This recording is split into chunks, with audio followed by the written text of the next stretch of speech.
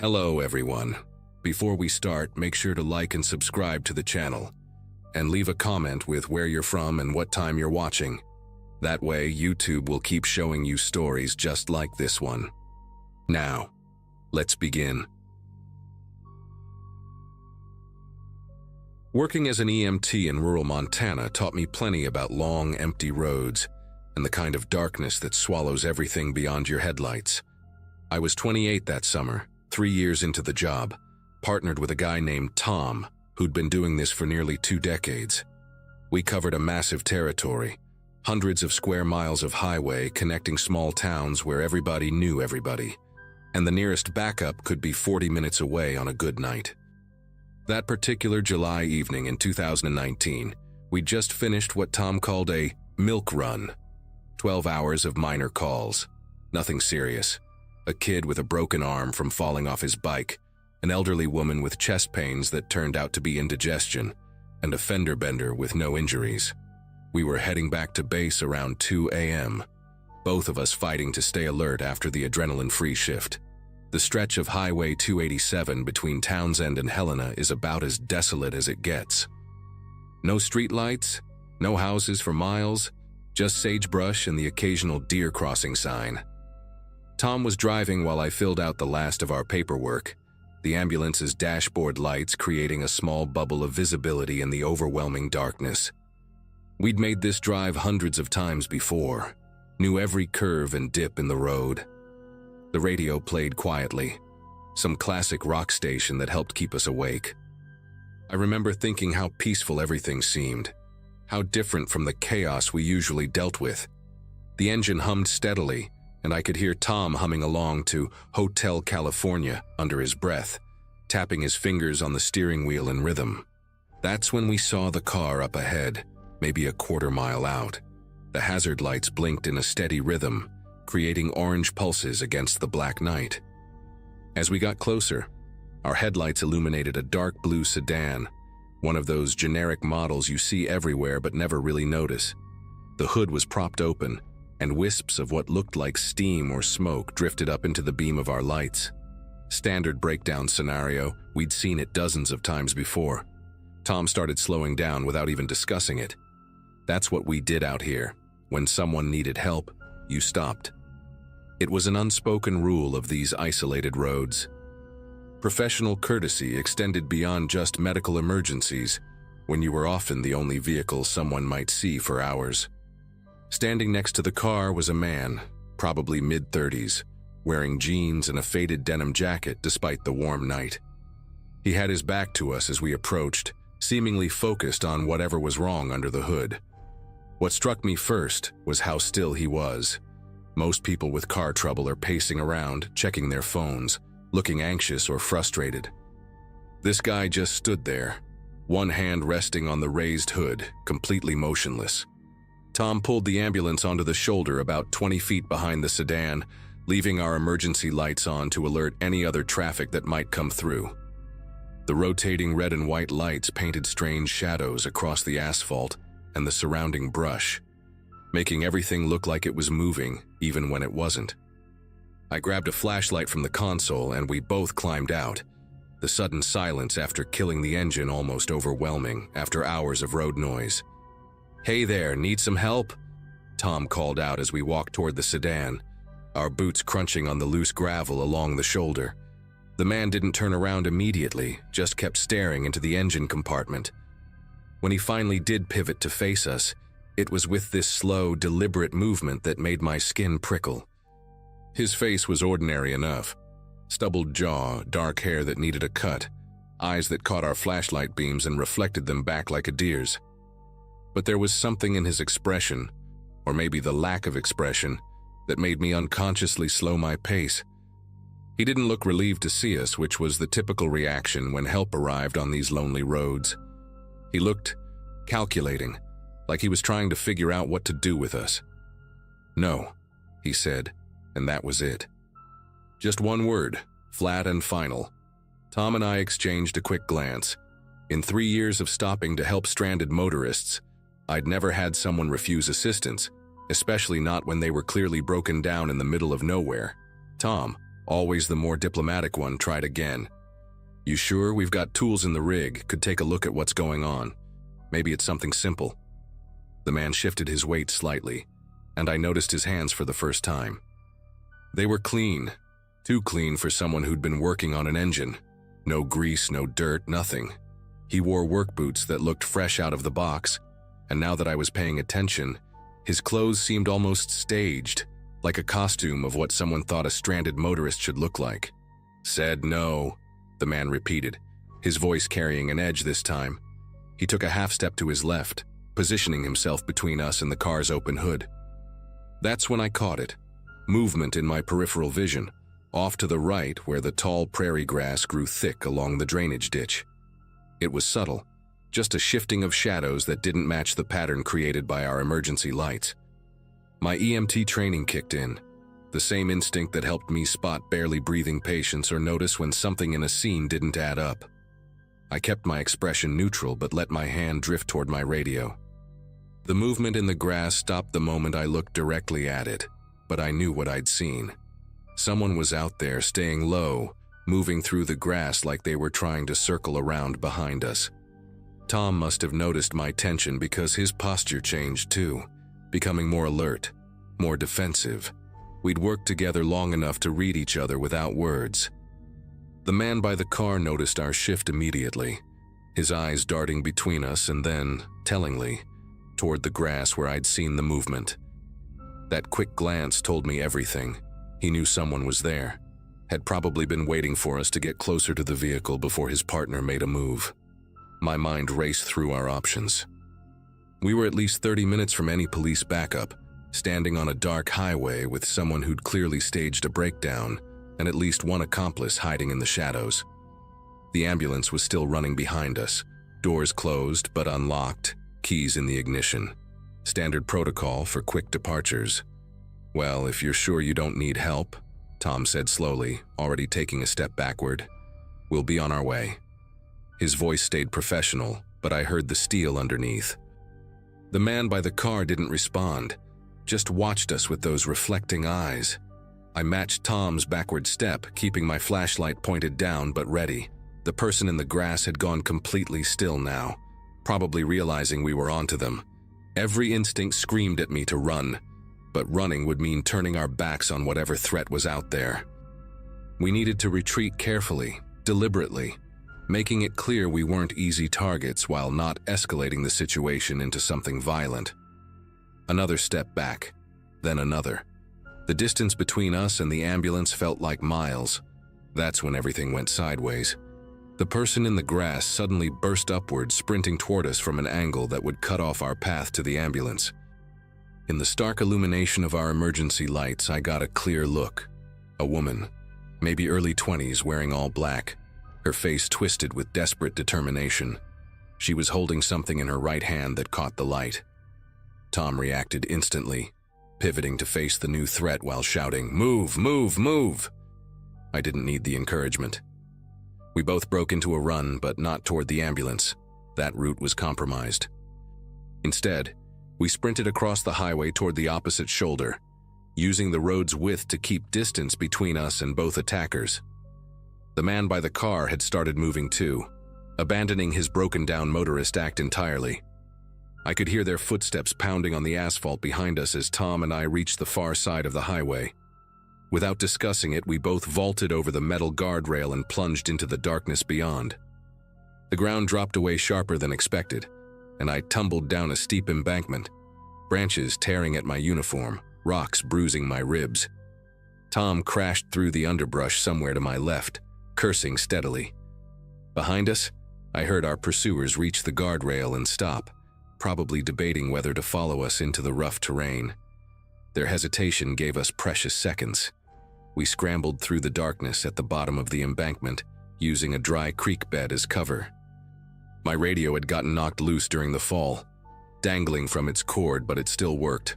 Tom grabbed it while we moved, calling in our location and situation to dispatch.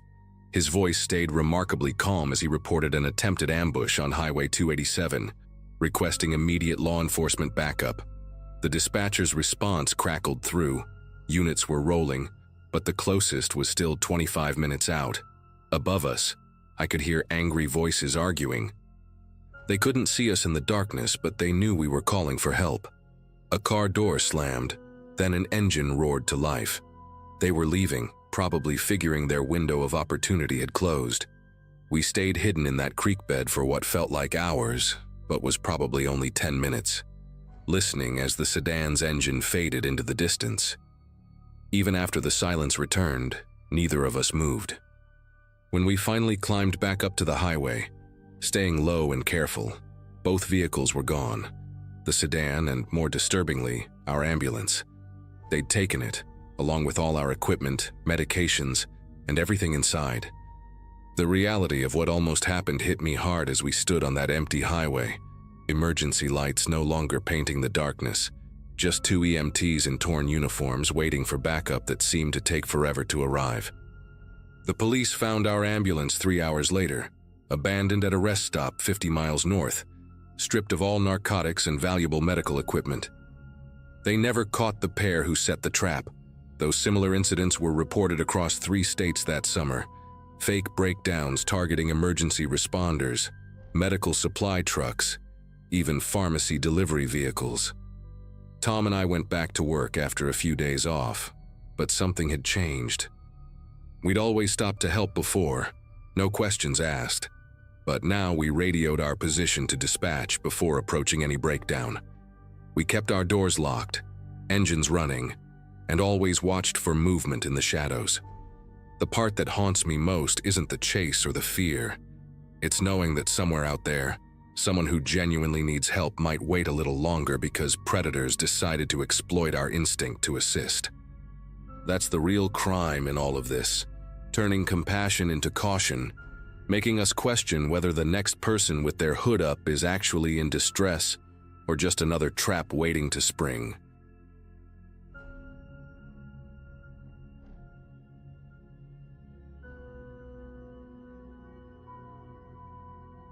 Last November was probably the most stressful time in my teaching career. I was 26, teaching algebra and geometry at Westfield High, and parent-teacher conferences had me staying late almost every night that week. Living about 40 minutes outside town meant I usually took Highway 47 to get home, this old 2-lane bypass that cuts through nothing but cornfields and scattered farmhouses. Most nights I'd be the only car on that stretch for miles, just me and my podcasts and whatever leftovers I was planning to reheat for dinner. That particular Thursday, I'd been at school since 7 in the morning, and by the time I finally locked up my classroom at 9:30 p.m., all I wanted was my couch and maybe a glass of wine. The drive started normal enough. I remember passing the old Garrison farm with its broken windmill that always creaked in the wind. Then the abandoned gas station where teenagers supposedly went to drink on weekends. About 15 miles from home, right where the road dips down near Miller's Creek, I saw orange cones blocking half the lane ahead. A diamond-shaped construction sign blinked amber lights next to them, and standing in the middle was this guy in a reflective vest, holding one of those stop-slow paddles. I slowed down, confused because I hadn't heard about any road work planned for that area. The county usually sent out notices, and besides, who does construction at almost 10 at night? As I got closer, more details started registering in ways that made my skin prickle. The cones looked weirdly spaced, like someone had just tossed them out there without measuring.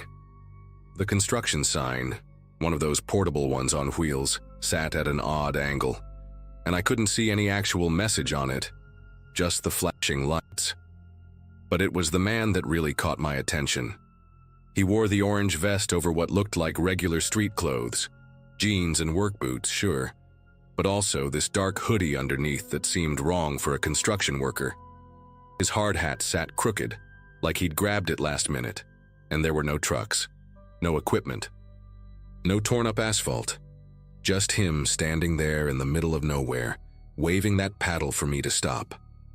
I eased off the gas and came to a stop about 20 feet from where he stood, keeping my doors locked out of habit.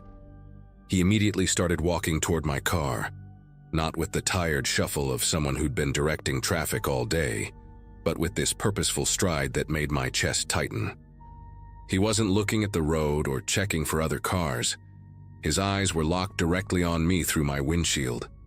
Under the harsh glare of my headlights, I could see his face clearly, probably mid-30s with patchy stubble, and this expression that wasn't quite a smile but wasn't neutral either. He gestured for me to roll down my window, making this exaggerated rolling motion with his hand, and that's when I noticed he wasn't wearing any kind of ID badge or company logo, nothing that actual road workers always have.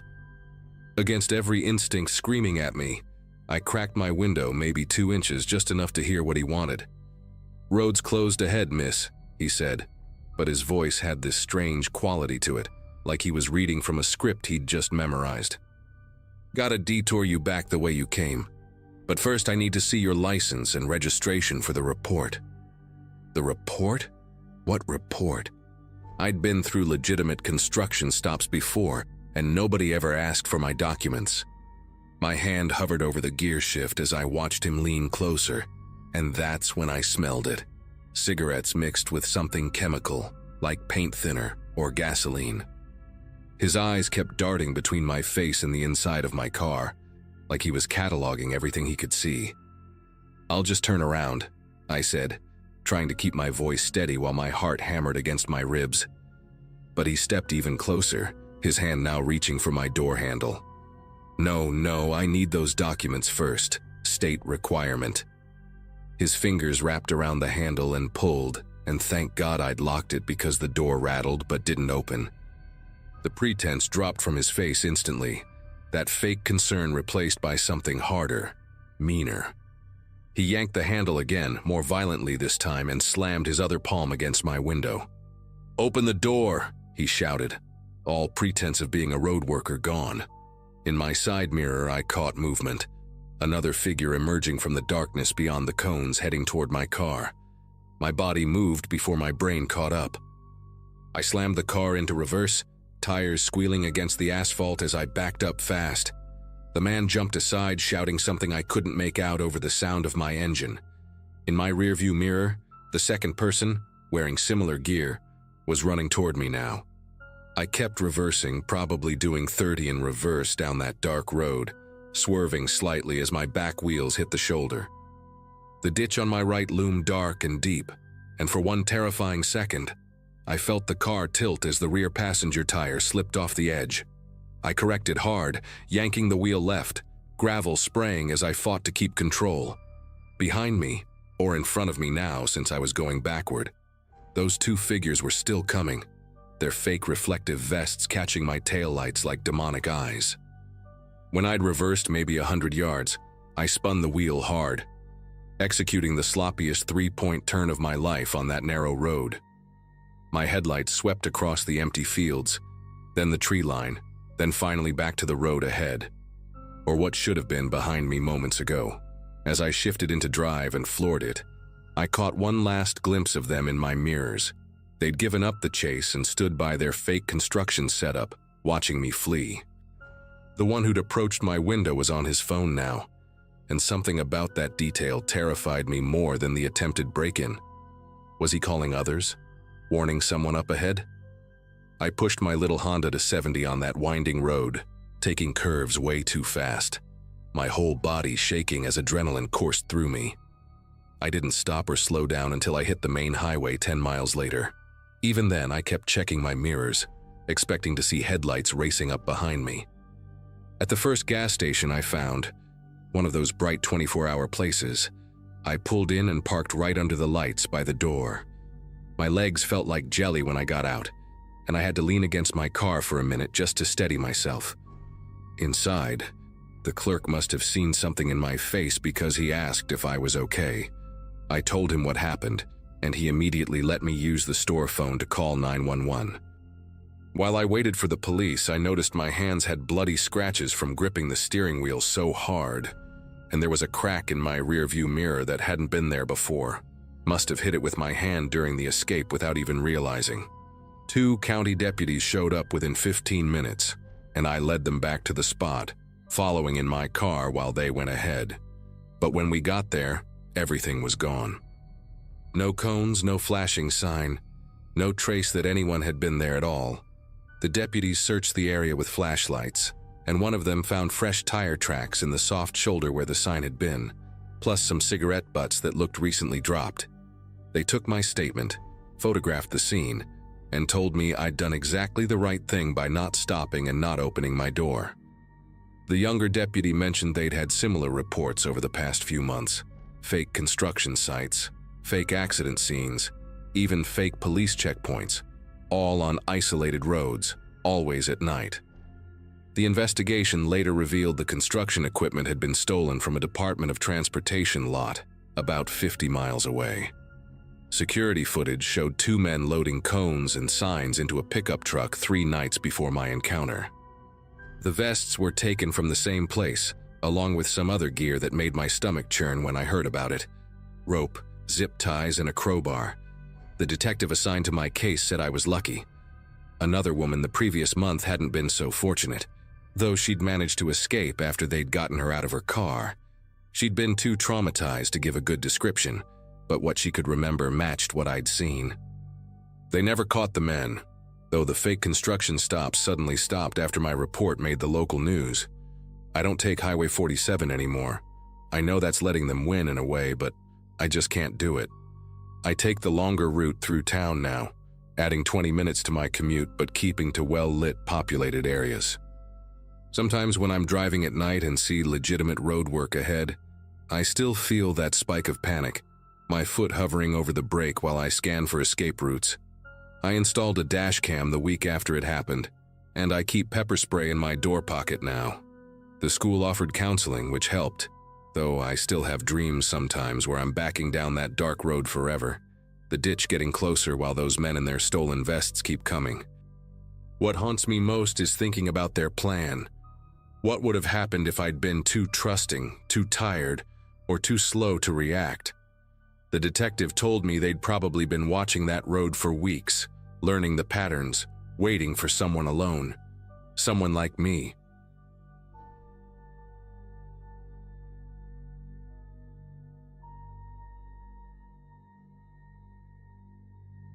The desert roads outside Flagstaff get eerily quiet after midnight, especially in early October when the tourist season winds down. I was 29, doing freelance graphic design from home, and had just spent the evening at my girlfriend Sarah's apartment on the north side of town. We'd been together about 8 months, and I'd gotten pretty familiar with the 40-minute drive between our places.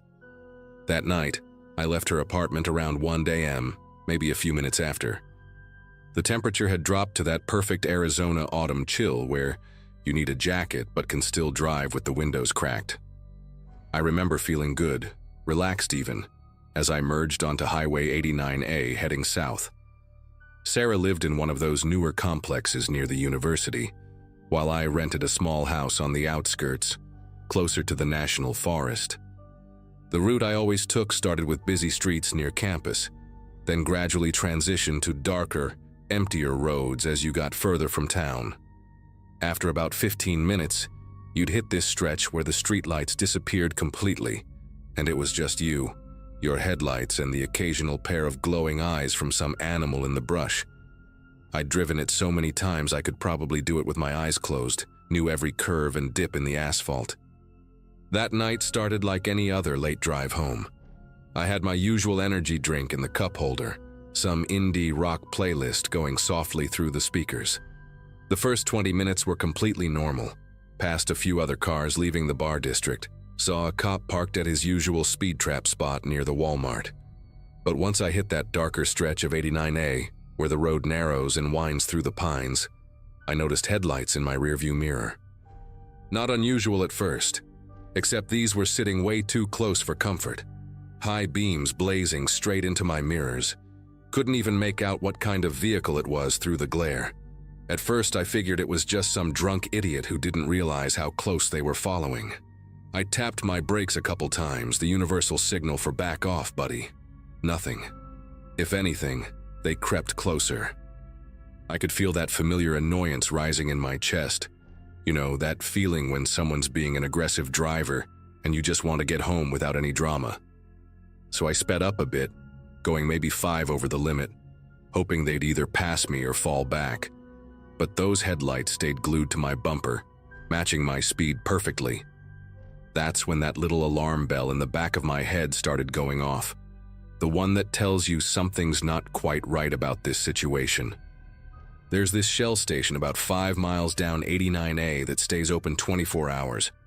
I decided to pull in, partly because I could use some gas anyway, but mostly to see if this person would keep going. I put on my blinker way early, giving them plenty of warning, and took the exit nice and slow.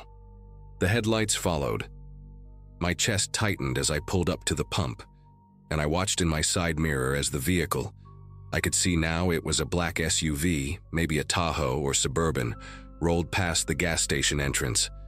For a second, I felt relief wash over me. Just my imagination, right? But then I saw their brake lights flare up about 50 yards past the station. They pulled into the abandoned lot of what used to be a tire shop, lights still on, engine still running. I sat there at the pump, engine idling, trying to decide what to do. The gas station was well lit, had cameras everywhere, and the clerk inside looked like he was still awake behind the counter.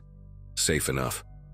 So I got out, started pumping gas while keeping one eye on that SUV sitting in the darkness across the road. That's when I noticed something that made my skin crawl. No license plates, not even a temporary tag in the window, just bare mounting brackets where the plates should have been. Now, I'm not usually paranoid, but every true crime podcast I'd ever listened to started flooding back into my brain. Nothing good ever comes from vehicles with no plates following you at 1 in the morning. I finished pumping gas faster than I ever had in my life, practically threw the nozzle back on the hook and jumped back in my car.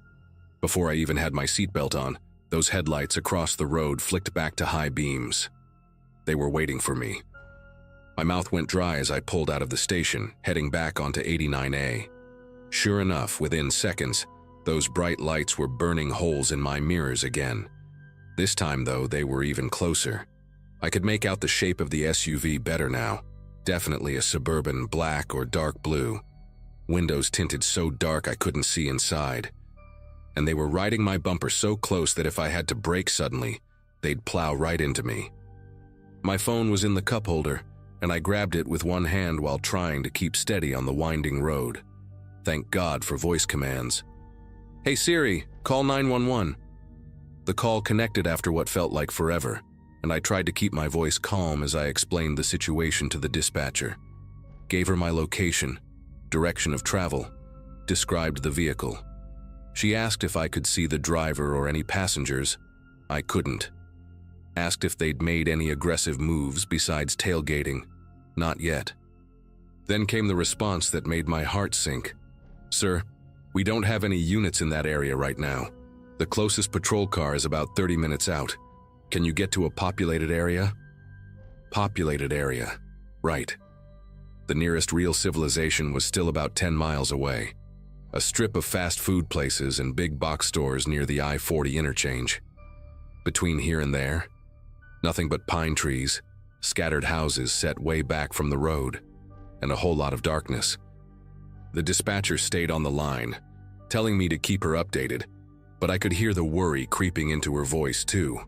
I pushed the speedometer up to 70, then 75, taking curves faster than I should have on that narrow road. The SUV matched me mile for mile, never falling back more than a car length. At one point, the road straightened out for about a half mile and I floored it, hitting 85. My little Honda was shaking with the effort, but those headlights just grew brighter, closer, like they were toying with me. Then things got worse. We hit a section with a passing lane, and the SUV suddenly swerved into the left lane like they were going to pass. Finally, I thought, they're just some aggressive driver who wants to go faster.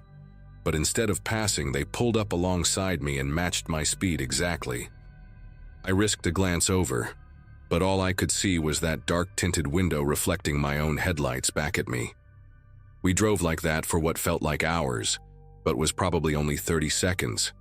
Two vehicles racing side by side down an empty highway at 1:30 in the morning. Then, without warning, they started drifting into my lane. Not fast, but steady, deliberate, forcing me toward the shoulder. I laid on the horn and yanked the wheel right, tires screaming as I hit the rumble strip. The SUV backed off just enough to let me recover, then immediately crowded me again. This sick game of cat and mouse continued for another mile, them pushing me toward the edge, me swerving and honking, them backing off just to do it again.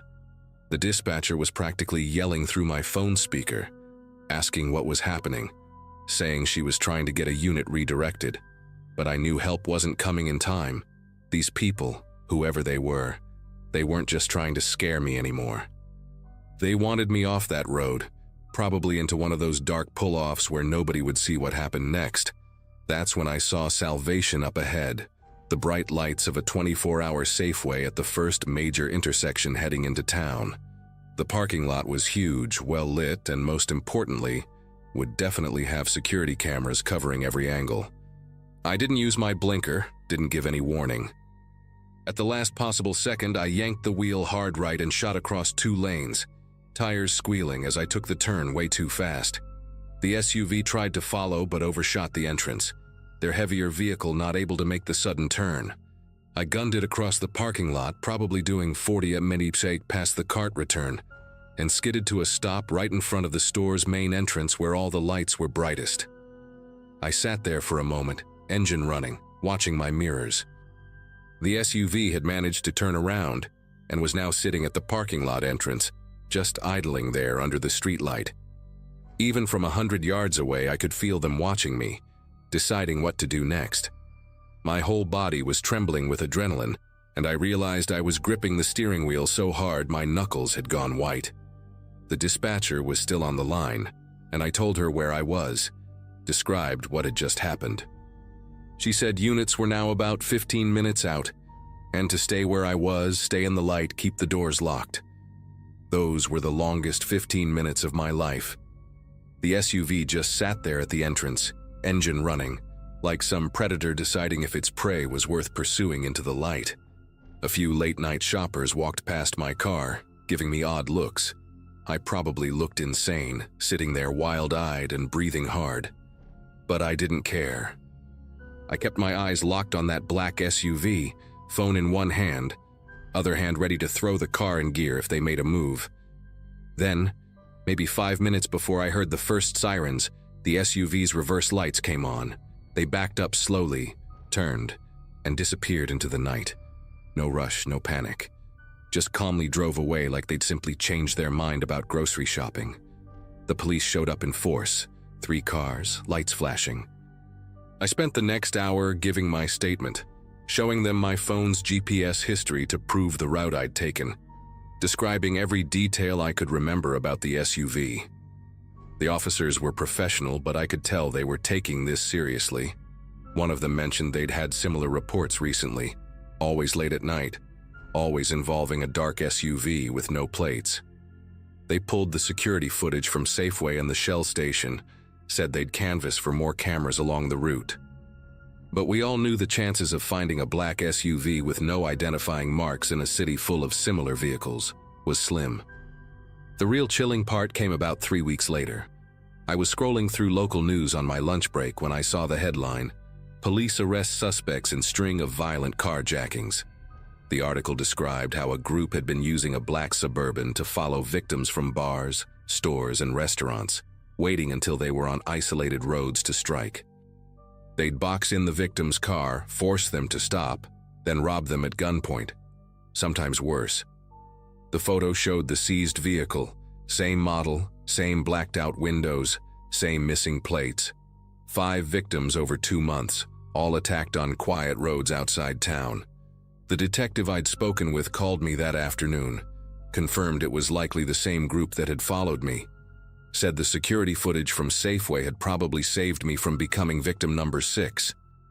They'd gotten spooked by all the cameras and witnesses, decided I wasn't worth the risk. To this day, I still take the long way home from Sarah's place, the route that stays on well-lit main roads the whole way. And I still check my mirrors more than I should, especially when I see headlights that sit a little too close for comfort.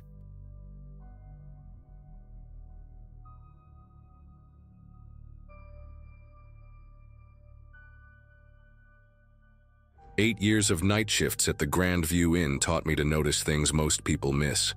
The way shadows behave differently at 3 a.m., how silence can press against your eardrums like a warning, and when something disrupts the usual rhythm of midnight hours.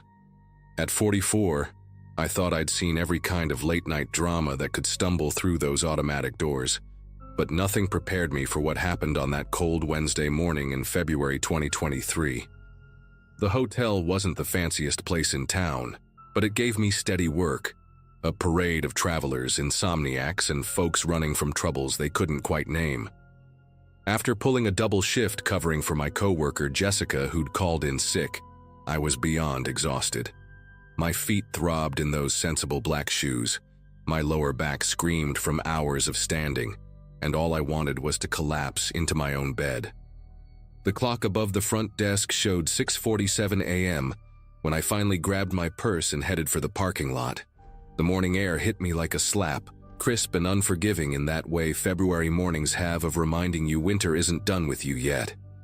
I pulled my burgundy coat tighter around my shoulders and fumbled for my car keys, already mentally calculating how long it would take to drive the 12 miles home to my apartment. Traffic would be light at this hour, mostly shift workers like me heading home while the rest of the world prepared for another day. My Honda Civic sat under one of the flickering parking lot lights, covered in a thin layer of frost that I'd have to scrape off before I could see clearly through the windshield. The heater in my car had been acting up lately, blowing cold air for the first 10 minutes before finally warming up, which meant I'd be shivering most of the way home.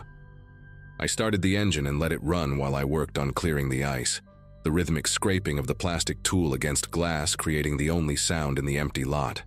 The drive started like any other morning commute. Quiet streets, a few delivery trucks making early rounds, and the occasional jogger brave enough to face the cold. I'd taken this route so many times I could practically do it with my eyes closed. Down Maple Street, left on Industrial Boulevard, straight through downtown, then onto the highway that would take me to my neighborhood. The radio played some generic pop song that barely registered in my tired brain, and I found myself nodding along just to stay alert. About halfway home, I approached the intersection at 5th and Industrial, where a traffic light always seemed to catch me no matter what time I passed through. The light turned red just as I reached it, and I came to a stop behind a dark blue sedan that had pulled up moments before. At first glance, there was nothing remarkable about the car. Maybe a 2018 or 2019 model, nothing fancy. Just another commuter trying to get somewhere. But as I sat there waiting for the light to change, something caught my attention that made my tired mind suddenly sharp and focused. The trunk wasn't completely closed. It hung open maybe 3 or 4 inches, creating a dark gap that seemed to pulse in my peripheral vision like a warning. Now, I've seen plenty of people driving around with trunks that won't latch properly, broken mechanisms, overloaded with groceries, or just forgetfulness. But this felt different somehow. The way it bounced slightly with each small movement of the car, like something inside was shifting around. I leaned forward in my seat, squinting through my windshield to get a better look, and that's when I saw it. Movement. Subtle, but definitely there. A pale shape that appeared briefly in that dark gap before disappearing again. My first thought was maybe they had a dog back there, but the movement seemed wrong for an animal. Too deliberate, too human-like. The traffic light seemed to take forever, and I found myself gripping the steering wheel tighter, every instinct telling me to pay attention to what I was seeing. When the light finally turned green, the sedan pulled forward slowly, and I had to make a split-second decision that would change everything. Instead of taking my usual right turn toward home, I followed the blue sedan straight through the intersection. Something deep in my gut told me this wasn't a coincidence or my imagination playing tricks after a long shift. The pale thing I'd glimpsed moved again, and this time I was certain. It looked like fingers, human fingers pressing against the inside of the trunk lid. My heart started hammering against my ribs as I maintained a careful distance behind the car, close enough to keep watching, but far enough back that the driver wouldn't notice me in their mirrors. The sedan drove at exactly the speed limit. Nothing suspicious about the way it handled turns or stopped at signs, which somehow made the whole situation more unsettling. Whoever was driving knew how to blend in, how to avoid drawing attention while transporting whatever or whoever was trapped in that trunk. I fumbled for my phone with one hand while keeping my eyes on the road, trying to get a clear view of the license plate, but the angle was wrong and my phone's camera couldn't focus properly through the windshield. We drove for about 6 blocks through a part of town I rarely visited, past closed storefronts and empty parking lots that looked different in the gray morning light. The sedan turned left onto Henderson Road, a street lined with older industrial buildings and warehouses that had seen better days. Most of the businesses here wouldn't open for hours, leaving the area virtually deserted except for us and a few scattered cars parked along the curbs. I started to feel exposed following so closely, worried the driver might notice my headlights in their rearview mirror, so I dropped back further and tried to memorize every detail I could about the vehicle. Dark blue, 4-door sedan, looked like a Nissan Altima based on the taillights, and there was a small dent in the rear bumper on the passenger side. The trunk continued to bounce slightly with that same rhythmic movement, and I caught another glimpse of what I was now convinced was a hand pushing desperately against the inside of the lid. My mind raced with possibilities, none of them good, and I realized I was witnessing something that would haunt me forever if I didn't act.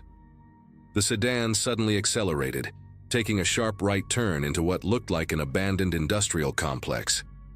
I hesitated for just a moment, watching the taillights disappear behind a chain-link fence topped with razor wire, and by the time I decided to follow, they were gone. I pulled up to the entrance and saw a maze of concrete buildings, loading docks, and empty parking areas stretching back into shadows. There were multiple routes the car could have taken, and no way for me to know which direction they'd gone without driving deeper into the complex and risking a confrontation I wasn't prepared for. The smart thing would have been to call the police right then, but I had no concrete proof of what I'd seen, just a partially open trunk and movement that could have been anything. I sat there in my idling car for what felt like an eternity, staring at the industrial wasteland and feeling completely helpless. The morning sun was getting stronger now, casting long shadows between the buildings, and I knew I had to make a choice. Drive home and try to forget what I'd seen, or find a way to get help for whoever might be trapped in that trunk. I called 911 from the parking lot outside the industrial complex, my voice shaking as I tried to explain what I'd witnessed to the dispatcher. She was professional, but clearly skeptical. A hotel worker reporting suspicious movement in a car trunk wasn't exactly a priority emergency. I gave her the best description I could of the vehicle, the location where it had disappeared, and the license plate numbers I thought I'd seen, though I wasn't completely confident about the last 2 digits. The dispatcher said they'd send an officer to check the area, but it could be a while before anyone arrived. I drove home feeling sick to my stomach, knowing I'd done what I could, but wondering if it was enough. The rest of that morning passed in a blur of restless sleep filled with nightmares about pale hands pressing against dark spaces and muffled cries for help that no one could hear. When I woke up around 2 p.m., I immediately turned on the local news, searching for any reports that might confirm what I'd witnessed. Nothing, just the usual morning programming and weather updates. It wasn't until the next day that I saw the story that made my world tilt sideways. I was getting ready for another shift at the hotel when the evening news came on, and the anchor's words hit me like a physical blow. A 28-year-old woman named Angela Brooks had escaped from the trunk of a car after being kidnapped from a grocery store parking lot. She'd managed to kick out the back seat and crawl into the car's interior, while her captor was stopped at a gas station, then jumped out and ran for help. The police had arrested a 35-year-old man named Kevin Walsh at his apartment, and they'd recovered the vehicle, a dark blue 2018 Nissan Altima with a small dent in the rear bumper. The same car I'd followed, the same trunk I'd seen bouncing with desperate movement. Angela Brooks had been in there, fighting for her life, while I'd sat at that traffic light just a few feet away. The news report showed her photo, a pretty brunette with kind eyes who worked as a teacher at the elementary school, and I couldn't stop staring at her face, thinking about how close she'd come to disappearing forever. The police statement said Angela had been held for approximately 18 hours before managing to escape. That meant when I saw her at the traffic light, she'd been trapped in that trunk for most of the night, probably terrified and running out of hope that anyone would find her. The thought made me physically ill. I'd been right there, I'd seen the signs, and I'd called for help, but part of me wondered if I could have done more. Should I have followed the car into that industrial complex? Should I have gotten out and confronted the driver?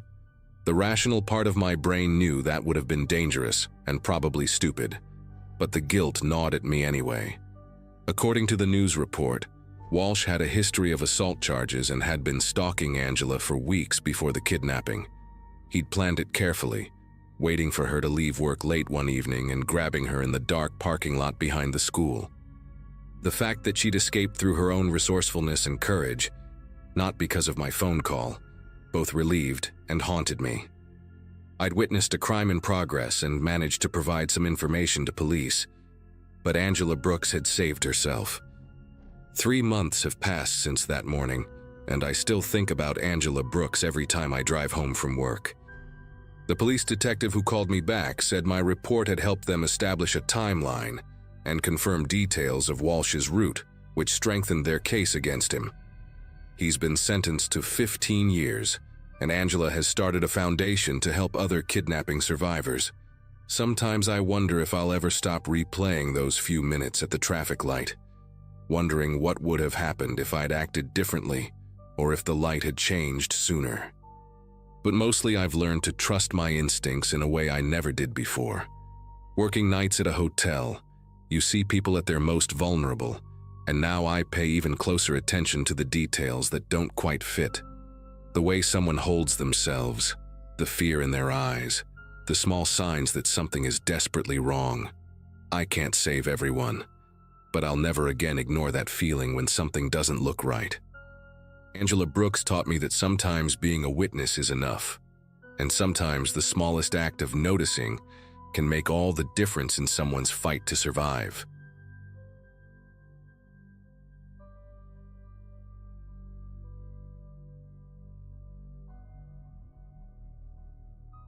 Looking back now, 3 years later, I still get that sick feeling in my gut when I see patrol cars in my rearview mirror. People always say you should trust law enforcement, that they're there to protect you. After what happened to me and my buddy Jake on that godforsaken stretch of highway in rural Montana, I'm not so sure anymore. At the time, I was 24, working construction during the day and taking night classes for my engineering degree. Jake and I had been friends since high school, and we'd planned this road trip to Denver for months. We were driving his beat-up Honda Civic, loaded with camping gear and enough energy drinks to power a small city. The plan was simple: drive straight through the night, catch a Broncos game, then spend a few days hiking around Rocky Mountain National Park before heading back to Minneapolis. It was around 2:30 a.m. on a Friday in March 2022, and we were somewhere between Billings and the Wyoming border. The highway stretched endlessly ahead of us, nothing but darkness and the occasional semi-truck rumbling past in the opposite direction. Jake had been driving for the past 4 hours while I dozed in the passenger seat, but the caffeine from our last gas station stop had me wide awake again. The radio was playing some late-night talk show about alien abductions, and we were half listening, half joking about how we'd probably be the perfect targets out here in the middle of nowhere. The landscape around us was completely barren. No houses, no businesses, just rolling hills covered in scrub brush and the kind of darkness that makes you feel like you're the only two people left on Earth. Jake mentioned how his speedometer had been acting up lately, sometimes showing he was going 10 miles faster than he actually was. That's when we saw the red and blue lights flashing behind us. Jake immediately started slowing down, checking his speed and muttering about how he'd been going maybe 5 over the limit tops. The patrol car stayed right behind us for what felt like forever, close enough that the headlights were flooding our entire cabin with harsh white light. When Jake finally pulled over onto the gravel shoulder, I remember feeling that familiar anxiety you get during any traffic stop, but nothing more than that. We figured it would be a quick interaction, maybe a warning, maybe a small ticket, and then we'd be back on our way to Denver. The officer took his time getting out of his vehicle, which I later learned was a common intimidation tactic. Through the side mirror, I watched him approach, And the first thing that struck me as odd was his uniform. It looked official enough, dark blue with all the right patches and badges, but something about the way it fit seemed off, like maybe it was a size too big for his frame. When he reached Jake's window, the officer leaned down with a flashlight so bright it was almost blinding. His face was partially hidden in the shadows, but I could make out sharp cheekbones and pale skin that looked like it hadn't seen much sun. He was probably in his 40s, with graying hair buzzed short and eyes that seemed to reflect the flashlight beam in an unsettling way. "License and registration," he said in a voice that was calm but somehow carried an edge of authority that felt excessive for a routine traffic stop. Jake handed over his documents without question, and I noticed the officer's badge read Deputy C. Hartwell, with some kind of county sheriff's department logo I didn't recognize. While he examined Jake's license, he kept sweeping that flashlight beam between the two of us, lingering on our faces longer than seemed necessary. "You boys been drinking tonight?" he asked, even though neither of us had touched a drop of alcohol since we'd started driving. The question felt like an accusation rather than standard procedure. Jake answered politely that we hadn't been drinking, explaining we were just trying to make good time to Denver. Deputy Hartwell studied the license for an uncomfortably long time, occasionally glancing up at Jake's face as if comparing it to the photo. Then he did something that immediately set off alarm bells in my head. Instead of walking back to his patrol car to run the license like every cop I'd ever encountered, he just stood there tapping it against his palm. "I'm going to need you both to step out of the vehicle," he said, his tone shifting to something more commanding. "Routine sobriety check." Jake and I exchanged a quick glance, both of us knowing this wasn't routine at all. You don't conduct sobriety tests on the side of a busy highway in the middle of the night, especially when there's no indication of impairment. But when a cop tells you to get out of your car, you don't really have a choice. As we climbed out, I noticed his patrol car was an older model Crown Victoria, the kind that had been phased out by most departments years ago. The paint job looked fresh though, almost too fresh, like someone had recently repainted it to match official vehicles. "Actually," Deputy Hartwell said as we stood on the gravel shoulder, semi-trucks roaring past and creating wind gusts that nearly knocked us off balance, "this isn't a safe location for field sobriety testing. Too much traffic, too much noise." He gestured toward a dirt road that branched off about 50 yards ahead, barely visible in the darkness. "I'm going to need you to follow me down that side road to a more controlled environment." Every instinct I had was screaming that this was wrong. Cops don't move traffic stops to secondary locations unless there's a damn good reason, and they certainly don't do it without calling for backup, or at least radioing in their location. I wanted to speak up, to question his procedure, but Jake was already nodding and saying we'd follow him. The deputy walked back to his car with a stride that seemed too casual for someone conducting official police business, and I caught a glimpse of his profile in his headlights. There was something about his jawline and the way he carried himself that reminded me of someone trying too hard to look authoritative, like an actor playing a role he hadn't quite mastered. We got back in the Honda and followed his taillights as he led us down the narrow dirt road. The path was barely wide enough for one vehicle, with deep ditches on either side and overgrown brush that scraped against our windows. Jake was gripping the steering wheel tighter than usual, and I could tell he was starting to have the same doubts I was having. "This doesn't feel right, man," he finally said, voicing what we were both thinking. The deputy's car kicked up clouds of dust that made it hard to see, and the road seemed to wind deeper and deeper into what felt like absolute wilderness. After about 10 minutes of driving, we reached a small clearing surrounded by tall pines, completely isolated from the highway. The deputy parked his car at an angle that blocked our most direct route back to the main road, and when he got out this time, his whole demeanor had changed. The professional facade was gone, replaced by something that made my skin crawl. He approached our car with his hand resting on his service weapon, not threateningly, but in a way that made it clear he wanted us to notice it. "Both of you out now," he barked, and this time there was no pretense of politeness. As Jake and I climbed out of the car again, I noticed we were completely cut off from civilization.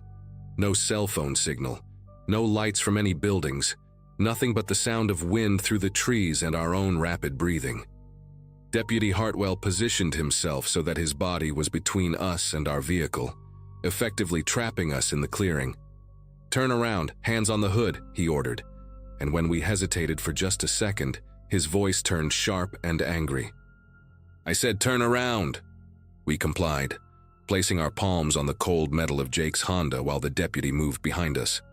I could hear him moving around, but instead of the typical sounds of a pat-down or field sobriety test, there were other noises, rustling fabric, metallic clicks, things that didn't belong in a routine traffic stop. The whole situation had crossed from uncomfortable into genuinely terrifying, and I realized we were in serious trouble. This wasn't a cop doing his job. This was something else entirely, something dangerous, and we were alone with him in the middle of nowhere with no way to call for help. What happened next still gives me nightmares. Instead of conducting any kind of sobriety test, Deputy Hartwell started asking us bizarre personal questions. Where we worked, if anyone knew our exact route, when we were expected to arrive in Denver. His voice had taken on an almost conversational tone, but underneath it was something predatory, like he was gathering information for reasons that had nothing to do with law enforcement.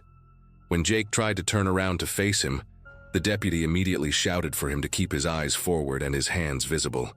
I could hear him pacing behind us, his boots crunching on the gravel, and at one point I swear I heard him talking to himself in a low mumble that I couldn't quite make out. The beam from his flashlight kept moving erratically, sometimes illuminating the trees around us, sometimes focusing on our backs, creating this disorienting light show that made everything feel surreal. Then he started talking about how many people go missing on this stretch of highway every year, how easy it would be for someone to just disappear without a trace. The way he said it wasn't like he was making casual conversation. It sounded like a threat. I was trying to figure out if we could make a run for it, when I heard the sound of an approaching vehicle on the dirt road. At first, it was just a distant rumble, but it was definitely getting closer, and Deputy Hartwell heard it too, because he immediately stopped pacing and went silent. The headlights appeared through the trees, bouncing and swaying as whatever vehicle it was navigated the rough road toward our clearing. Hartwell's entire demeanor shifted in an instant. The confident, threatening persona vanished and was replaced by something that looked almost like panic. "Stay exactly where you are," he hissed at us. But now his voice was tight with anxiety rather than authority. The approaching vehicle turned out to be a massive pickup truck, probably a Ford F-350, with a light bar on the roof that lit up the entire clearing like daylight. When it pulled into the open space, I could see it was driven by a middle-aged man in a flannel shirt, who looked like a local rancher or farmer. He rolled down his window and called out in a friendly but curious voice, asking if everything was all right and if anyone needed help. Deputy Hartwell walked toward the pickup truck, and I could see him trying to regain his composure, straightening his uniform and adopting an official-sounding voice as he approached the driver. "Everything's under control here, sir," he said. But even from where Jake and I were standing, I could hear the strain in his voice. Just conducting a routine traffic stop. The rancher, I later learned his name was Bill Crawford, wasn't buying it. He'd lived in this area his whole life, and he knew that legitimate traffic stops don't happen down unmarked dirt roads in the middle of the night. "Which department you with, deputy?" Bill asked, and I could hear the skepticism in his tone. "I know most of the boys from the sheriff's office, and I don't recognize you." That's when things got really interesting. Hartwell started stammering about being new to the area, transferred from another county, but his story was falling apart under even basic questioning. Bill kept pressing him for details: which county he'd transferred from, who his supervisor was, why he'd moved the traffic stop to such an isolated location. With each question, Hartwell became more agitated and defensive. The confrontation between Bill and the fake deputy gave Jake and me the opening we'd been praying for. While Hartwell was distracted trying to maintain his cover story, we managed to catch each other's eye and communicate without words that we needed to move toward Bill's truck. We started backing away from our car slowly, keeping our movements small and deliberate so we wouldn't draw Hartwell's attention. Bill seemed to understand what was happening because he kept engaging the deputy in conversation, asking more pointed questions about proper procedure and jurisdiction. "You know, deputy," Bill said with the kind of calm authority that comes from years of dealing with people trying to pull one over on you, "I think I'm going to need to see some proper identification from you. Badge number, radio call sign, supervisor contact information." That's when Hartwell finally snapped. He spun around toward Jake and me, his hand moving toward his weapon, but Bill was ready for that too. The rancher had apparently called 911 while we were talking, because suddenly we could hear sirens in the distance, real sirens from actual law enforcement vehicles. The sound seemed to break whatever spell had been holding us in that clearing, and Hartwell's fake authority crumbled completely. What happened next was like watching someone's entire identity dissolve in real time. Deputy Hartwell, or whoever he really was, looked around frantically as the sirens grew louder, his eyes darting between us, Bill's truck, and the dirt road that led back to the highway. For a moment, I thought he might try to brazen it out, to maintain his impersonation until the real cops arrived, but something in his expression told me he knew the game was over. Without saying another word, he sprinted toward his patrol car, fumbling with his keys in a way that destroyed any remaining illusion of professional competence. The Crown Victoria's engine turned over with a rough cough, and he threw it into reverse, backing up so fast that he nearly clipped the side of Bill's pickup truck. As he spun the car around and headed for what must have been another exit from the clearing, one we hadn't seen in the darkness, his headlights swept across us one final time. In that brief moment of illumination, I got a clear look at his face through the windshield, and what I saw there wasn't anger or frustration, but pure terror. He was more afraid of being caught than we had been of him, which somehow made the whole experience even more chilling. The real sheriff's deputies arrived about 5 minutes later, 2 patrol cars with legitimate markings, and officers who actually followed proper procedure. They immediately separated Jake, Bill, and me to get our individual statements, and it was clear from their questions that they took the situation very seriously. The lead investigator, Sergeant Patricia Monroe, explained that impersonating a law enforcement officer is a felony, especially when it's used to isolate and threaten civilians. While we were giving our statements, other officers were examining the clearing for evidence: tire tracks, footprints, anything that might help identify our fake deputy. They found several items that Hartwell had apparently dropped in his haste to escape. A realistic-looking but completely fake badge, a police radio that turned out to be a children's toy modified to look authentic, and most disturbing of all, a roll of zip ties and a length of rope. Sergeant Monroe's expression grew darker as each piece of evidence was bagged, and she told us in no uncertain terms that we'd been in serious danger. The items suggested that Hartwell, if that was even his real name, had planned to do more than just intimidate us. The investigation that followed revealed just how elaborate and terrifying this whole operation had been. The Crown Victoria was a decommissioned police car that had been purchased at auction and illegally modified to look like an active duty vehicle. The uniform, badge, and other accessories were all high-quality replicas that would have fooled most people, especially in low light conditions. What really disturbed the investigators was that this wasn't a spur-of-the-moment crime. Someone had invested significant time and money into creating a convincing law enforcement persona, which suggested they'd done this before. Despite an extensive search of the area and a multi-state alert, they never found Hartwell or his fake patrol car. The license plates turned out to be stolen from a vehicle in another state, and the VIN number on the Crown Victoria had been professionally altered. 3 weeks after our encounter, a similar incident was reported in Idaho, but by the time authorities responded, the fake officer had vanished again. The FBI eventually took over the case, classifying it as part of a pattern of crimes involving law enforcement impersonation, but as far as I know, they never caught the guy. Looking back on that night, I realize how close Jake and I came to becoming statistics. If Bill Crawford hadn't driven down that dirt road when he did, if he hadn't been suspicious enough to question Hartwell's story, If he hadn't called for real backup, I don't want to think about how that night might have ended. The whole experience changed how I view interactions with law enforcement, not because I don't trust legitimate officers, but because I learned how easy it can be for someone with bad intentions to exploit that trust. I've since researched what citizens can do if they suspect they're being pulled over by a fake cop. Things like asking to see proper identification, requesting that the officer call for backup, or driving to a well-lit public area before stopping. The most important lesson I learned is that real police officers should never object to reasonable requests for verification of their identity, and they should never isolate you from witnesses or move you to secondary locations without proper justification.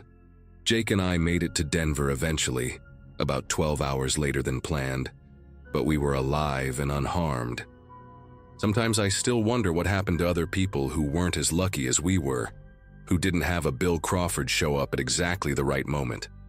That fake deputy is probably still out there somewhere, and that thought keeps me checking my rearview mirror a little more carefully than I used to.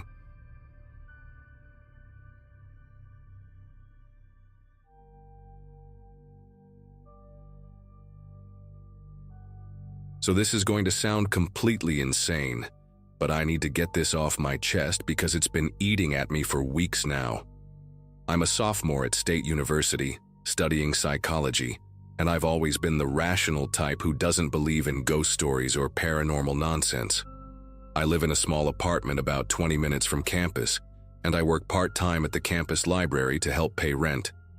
Life was pretty normal and predictable until that night in late September 2021.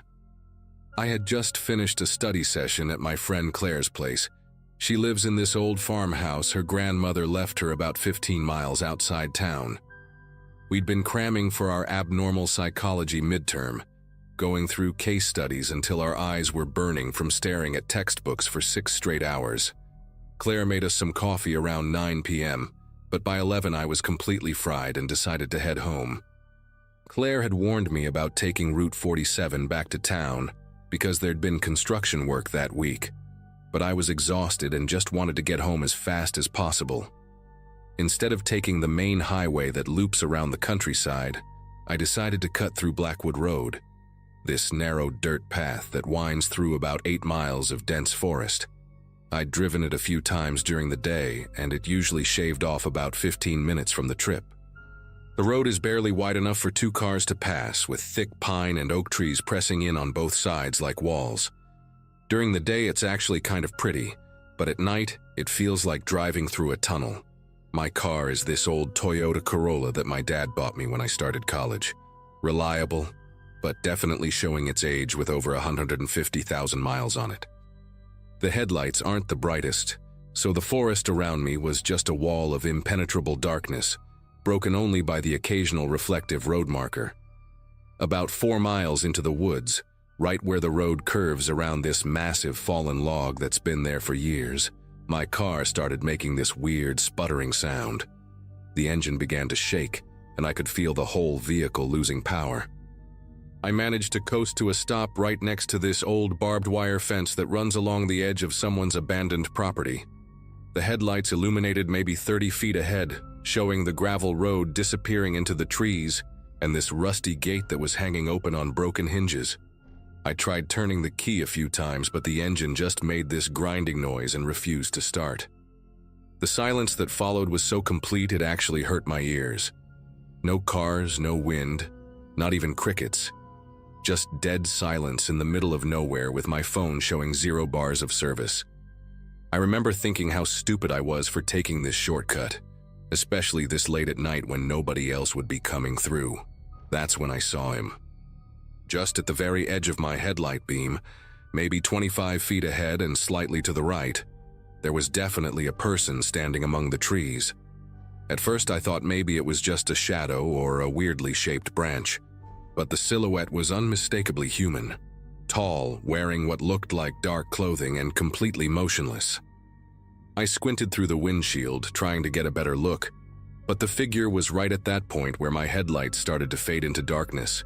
He wasn't moving at all, just standing there like a statue. I honked my horn twice, thinking maybe it was someone who could help me, or at least point me toward a house with a landline. But the figure didn't react, didn't wave, didn't even shift position. The longer I stared, the more unsettled I became. Something about the way he was standing, perfectly still, facing my direction, made my skin crawl. I decided to try my phone again, holding it up toward the window and moving it around, desperately hoping to catch even one bar of signal. When I looked back up from my phone, the man was closer. Not by much, maybe 5 feet, but he was definitely closer than before. I hadn't heard any footsteps, no rustling of leaves, nothing. He just moved while I was distracted. Now I could make out more details. He was wearing what looked like a dark jacket or coat, and he seemed to be a pretty big guy, probably over 6 feet tall. His face was still hidden in the shadows, but I could see that he was definitely looking straight at me. I felt this weird chill run down my spine, the kind you get when you realize someone's been watching you without you knowing it. I tried the horn again, 3 long blasts this time, but he still didn't respond. Instead, he just kept standing there in that same unnaturally still pose. I started frantically trying to restart the car, pumping the gas pedal and turning the key over and over. The engine would turn but wouldn't catch, making these horrible grinding noises that echoed through the empty forest. After about 5 minutes of trying to get the car started, I glanced up again and nearly jumped out of my skin. The man was now only about 15 feet away, right at the strongest part of my headlight beam. I could see him clearly now. He was massive, probably 6'4" or taller, wearing this long dark coat that hung down past his knees. But here's the thing that really freaked me out. I still couldn't see his face. It wasn't just shadows anymore. It was like there was nothing there, just darkness where his face should be. He was standing at this weird angle, slightly sideways but with his head turned toward me, and his arms were hanging at his sides in this really unnatural way. I realized I'd been holding my breath and gasped for air, my heart pounding so hard I could hear it in my ears. The rational part of my brain was trying to come up with explanations. Maybe he was wearing a ski mask. Maybe the angle of the light was playing tricks on me. But every instinct in my body was screaming that something was very, very wrong. I decided to try a different approach and rolled down my window just a crack. "Hey!" I called out, my voice sounding way shakier than I wanted it to. "Can you help me? My car broke down." The words seemed to get swallowed up by the silence, and the man didn't respond at all. He just kept standing there, motionless as a scarecrow. I waited for what felt like forever, maybe 2 or 3 minutes, then tried again. "Hello? Are you okay?" Nothing, not even a nod or a gesture. It was like he couldn't hear me, or more disturbing, like he was choosing to ignore me completely. I rolled the window back up and tried my phone again, holding it against the windshield, against the side windows, even putting it on the dashboard. Still nothing. The screen showed that emergency calls only message, but even that wasn't working in this dead zone. I started going through my options in my head. I could try walking back the way I came, but that was 4 miles through pitch black forest. Or I could wait until morning and hope someone would drive by. That's when I made the mistake of looking away to check the time on my dashboard clock. It was 11:47 p.m. When I looked back up at the road, the man was gone, just completely vanished. I scanned the entire area my headlights covered, checked the sides of the road, even looked behind the fence posts, but there was no sign of him anywhere. For a split second, I felt this wave of relief, thinking maybe he'd just been a lost hiker who found his way back to wherever he was going. But then I realized how impossible that was. There's no way someone that size could have moved out of the light beam that quickly without me hearing something. The forest floor is covered with dried leaves and fallen branches. You can't take 2 steps without making noise. I sat there for a few minutes trying to process what had just happened, when I decided to try the car one more time. I turned the key, and miracle of miracles, the engine turned over and started purring like nothing had ever been wrong with it. I didn't question it. I just threw it in drive and started moving as fast as I dared on that narrow dirt road. I was probably doing about 40 miles per hour, which was way too fast for that kind of road, but I just wanted to get out of there.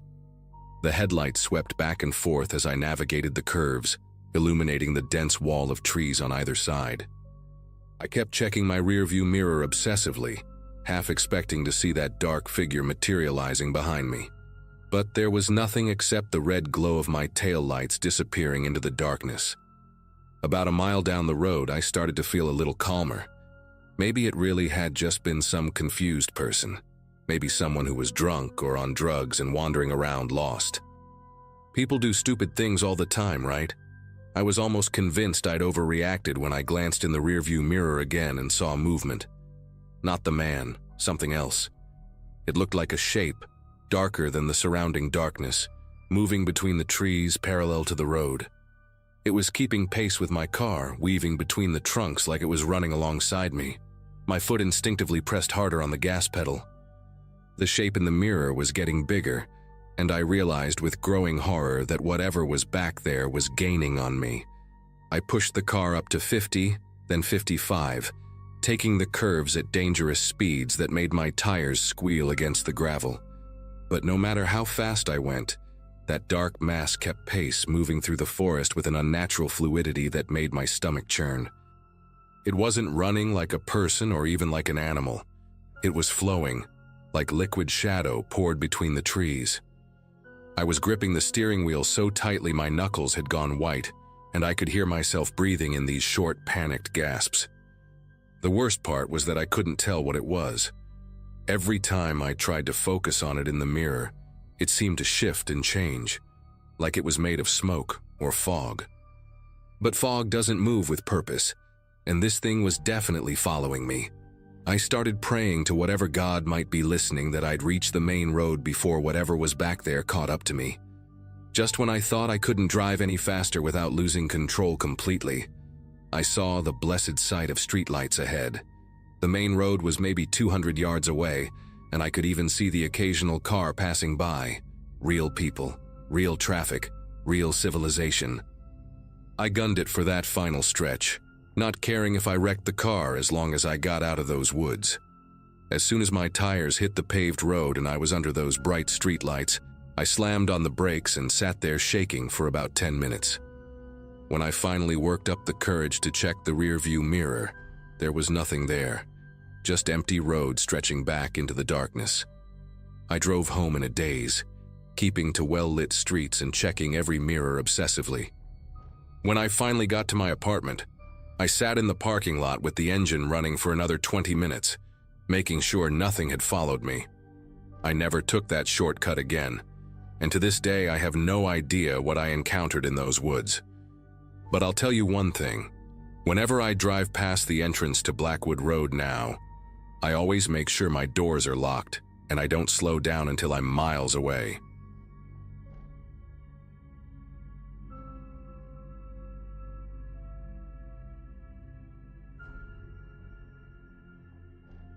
"15 years running my own garage in Phoenix, and I thought I'd seen everything. Car breakdowns, engine failures, transmission disasters, you name it, I've fixed it.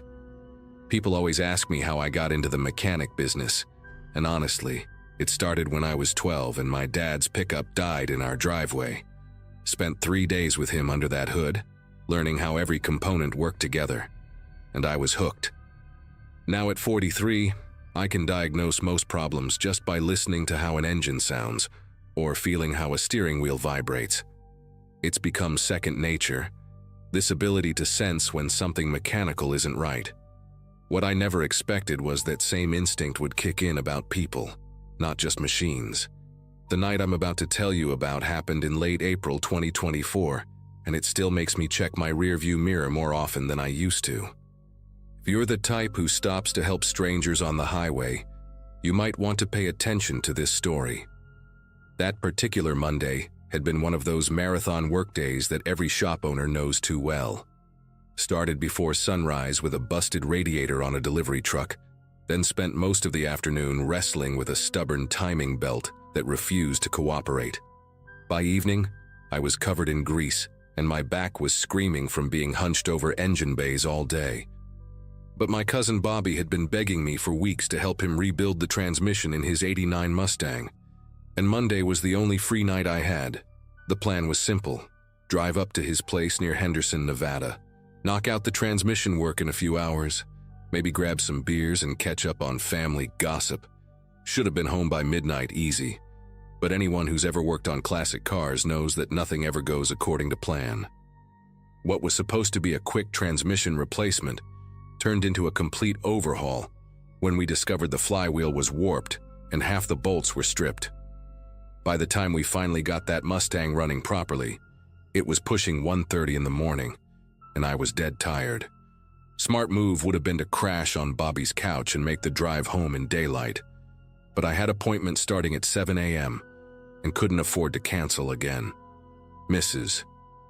Patterson's Subaru had been making this awful grinding noise for weeks, and she'd already rescheduled twice because of my busy schedule. So I loaded up my tools, filled my thermos with the strongest coffee Bobby had, and headed out into the desert darkness for the long drive back to Arizona. The temperature had dropped into the 50s, perfect driving weather, and my F-150 was running like a dream. Radio was picking up some classic rock station out of Vegas, playing old Eagles and Fleetwood Mac songs that made the miles pass easier. I'd made this drive between Phoenix and Henderson probably 50 times over the years, knew every truck stop and rest area along the way. Route 93 cuts through some of the most desolate country you'll ever see, especially the stretch between Boulder City and Kingman. During the day, you've got sweeping views of desert mountains and the occasional Joshua tree, but at night it's just empty blackness on both sides of the highway. Most of the traffic at that hour consists of long-haul truckers making their overnight runs, plus the occasional shift worker heading home from the casinos. I'd been driving for about 40 minutes when I started getting that weird feeling you get when you're completely alone in the middle of nowhere, like you're the only person left in the world.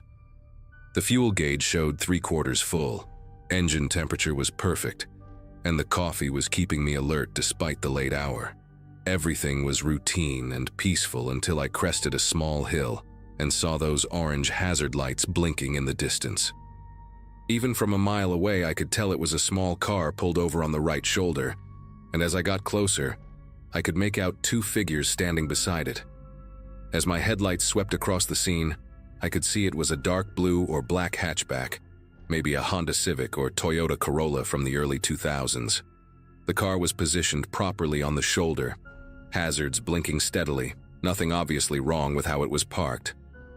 But the 2 men standing next to it, that's where things started feeling strange. They were both waving at me, not just casual, "Hey, can you help" waves, but frantic arm movements like they were trying to stop a runaway train. The guy closest to the road was tall and lanky, wearing what looked like a dark hoodie, while his companion was shorter and stockier, dressed in jeans and a light-colored shirt. What struck me as odd was how they were positioned, both of them standing in front of the car, instead of one staying back by the driver's door like most people do when they're genuinely broken down. Their body language seemed too animated, too desperate for what should have been a routine car trouble situation. I've stopped for hundreds of stranded motorists over the years, and usually people look embarrassed or frustrated, not like they're in some kind of panic. My truck started slowing down automatically. 20 years of helping people will do that to you. But something deep in my gut was screaming at me to keep going. The closer I got, the more wrong everything appeared. These guys weren't looking at their car or checking under the hood or doing any of the things you'd expect from people with actual car trouble. Instead, they were completely focused on me, tracking my approach with an intensity that made the hair on my neck stand up. The tall one had positioned himself right at the edge of the white line, way too close to traffic for someone who was genuinely worried about their safety. His companion was bouncing on his feet like he was amped up on something, hands shoved deep in his pockets in a way that looked unnatural. As I passed under a highway light about 200 yards out, I caught a glimpse of their faces, and neither one looked distressed or worried. They looked excited, almost predatory. That's when I made the decision that probably saved my life. Instead of pulling over, I eased off the brake and maintained my speed, keeping my eyes straight ahead as I passed them. In my peripheral vision, I could see both men step toward the road as my truck approached, the tall one actually taking a few steps into the travel lane like he was going to force me to stop. The shorter guy pulled his hands out of his pockets and started gesturing more aggressively, shouting something I couldn't hear over my engine noise. As I drove past, I caught a clear look at their expressions in my side mirror, and what I saw chilled me to the bone. These weren't the faces of people grateful for potential help, or disappointed that I didn't stop. They looked angry, really angry, like I'd personally insulted them by not falling for whatever trap they'd set up. The tall one actually flipped me off as I continued down the highway, while his friend kicked at the gravel on the shoulder. I've been in some sketchy situations before, but I'd never seen that kind of reaction from people who genuinely needed assistance. Real stranded motorists might be frustrated if you can't stop, but they don't get hostile about it. For the next few miles, I kept checking my mirrors obsessively, but the highway behind me remained dark and empty. My heart was pounding harder than it should have been, and I realized I was gripping the steering wheel way tighter than necessary. Maybe I was being paranoid. Maybe those guys really did need help and were just frustrated by my lack of trust. But every instinct I had was telling me I'd made the right call. I cranked up the radio to distract myself, some late-night DJ playing Lynyrd Skynyrd, and tried to focus on the road ahead. The next major town was still about 60 miles away, and I was looking forward to seeing some lights and maybe another vehicle or two. That's when I noticed something in my rearview mirror that made my chest tighten. A pair of headlights had appeared in the distance, moving fast and gaining ground quickly. At first, I told myself it was probably just a trucker making good time, but as the lights got closer, I could tell it was a smaller vehicle, definitely not an 18-wheeler. The car behind me was closing the distance at a speed that had to be pushing 90 miles per hour, way faster than anyone should be driving on that stretch of highway at night.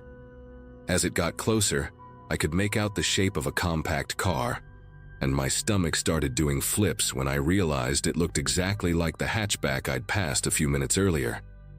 The headlights were getting bigger in my mirror, and whoever was driving wasn't showing any signs of slowing down or moving to the left lane to pass.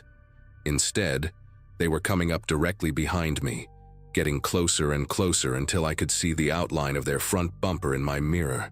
When they were maybe 20 feet off my rear bumper, they suddenly swerved into the left lane, and as they pulled alongside my truck, I got a clear view through their passenger window. It was them, the same two men from the breakdown scene, and they were staring directly at me with expressions that made my skin crawl. The passenger, the shorter guy, was pointing at me and saying something to his driver, while the tall one behind the wheel had this crazy look on his face. They stayed beside me for what felt like forever, but was probably only 10 or 15 seconds, matching my speed exactly and just staring. Then, without any warning, the driver yanked the wheel hard to the right, trying to force me off the road. I had to swerve onto the shoulder to avoid getting sideswiped, gravel crunching under my tires and dust kicking up behind me. My truck fishtailed slightly before I got control back and merged back onto the asphalt. The hatchback had pulled ahead about 50 yards, but instead of continuing on down the highway like normal people would, they hit their brakes and started slowing down, obviously waiting for me to catch up so they could try something else. That's when I knew for certain that these weren't stranded motorists who'd gotten angry about my failure to help. These were dangerous people who had been using the fake breakdown as bait to lure someone into stopping. The realization hit me like a punch to the gut. If I had pulled over to help them, I probably wouldn't be driving home right now. I reached for my phone with trembling fingers and dialed 911. The 911 operator answered on the second ring, her voice calm and professional despite the late hour. 911, what's your emergency? I tried to keep my voice steady as I explained the situation, telling her about the fake breakdown, the aggressive pursuit, and the attempt to force me off the road. She asked for my location, and I rattled off the mile marker I'd just passed, explaining that I was northbound on Route 93, about 30 miles south of Kingman. Meanwhile, the hatchback ahead of me was still playing games, speeding up and slowing down, weaving between lanes like they were trying to decide their next move. The operator asked me to describe the vehicle and the occupants, which I did in as much detail as I could manage, while keeping one eye on the road and one on the car ahead of me. She told me to stay on the line and keep her updated on what was happening, and that she was dispatching units to intercept. The nearest patrol car was about 15 minutes away, but she assured me they were en route with lights and sirens. For the next few minutes, it turned into this twisted game of cat and mouse on the empty highway. The men in the hatchback would speed up to about 80 miles per hour, putting distance between us, then suddenly brake and swerve back and forth across both lanes, forcing me to slow down and stay behind them. Every time I tried to pass them in the left lane, they'd block me, matching my speed and position perfectly. When I dropped back and tried to maintain distance, they'd slow down to 40 miles per hour, clearly trying to keep me trapped in their little game. The 911 operator stayed on the line the entire time, taking notes as I provided a running commentary of their behavior. At one point, they pulled a really dangerous move, slamming on their brakes in front of me so hard that I had to hit my own brakes and swerve partially onto the shoulder again to avoid rear-ending them. The operator told me she was updating the responding officers with our current location, and that help was getting closer. I could hear the tension in her voice too, even though she was trying to stay professional and calm. Then, just as suddenly as it had started, I saw flashing red and blue lights appear in the distance ahead of us. The patrol car was coming from the opposite direction, and I watched as it crossed the median and fell in behind the hatchback. The moment those police lights became visible, the whole dynamic changed completely. The two men who had been terrorizing me for the past 20 minutes suddenly became model citizens, pulling over to the right shoulder and putting on their hazard lights like they were having legitimate car trouble. But it was too late. The 911 operator had already given the officers a full description of their vehicle and their behavior. Plus, my location updates had created a clear trail of their aggressive driving. I watched in my rearview mirror as the patrol car pulled up behind them with lights flashing, and a second police unit arrived within minutes to assist. The operator told me to pull over about a quarter mile ahead and wait for an officer to take my statement. As I sat there in my truck, engine running and emergency lights on, I could see the two men being handcuffed and placed in separate patrol cars. Later, the officer who took my statement told me that both men were armed with knives, and their vehicle had been reported stolen from a gas station in Henderson just 3 hours earlier. He said I was lucky to have trusted my instincts and not stopped to help them,